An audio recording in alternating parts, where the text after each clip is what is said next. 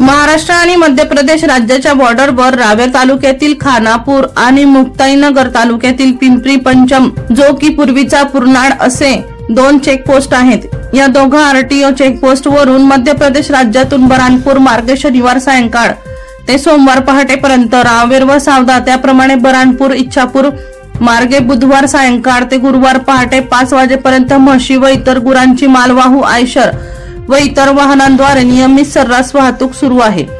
याविषयी धक्कादायक बाब म्हणजे अशी की या प्रत्येकी आयशर वाहनामध्ये 8 ते 10 म्हशी नियमांचे उल्लंघन करून कोंबून भरलेल्या असतात।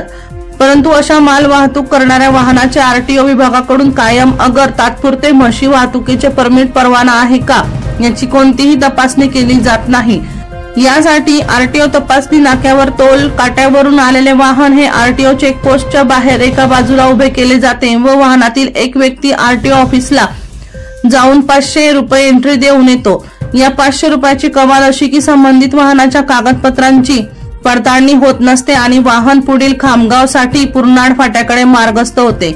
चिंतेची बाब ही आहे की अल्पकालावधीसाठी नियुक्त असणारे आरटीओ अधिकारी वाहन व वाहनातील माल यांची योग्य कागदपत्र तपासणी व कारवाई करिता नियुक्त केले जातात का, मग वर कमाईसाठी नियुक्त केले जातात, हा कायम चर्चेचा विषय आहे। शेखर सोनवणे यांचा रिपोर्ट, पोलीस राऊंड, रावेर।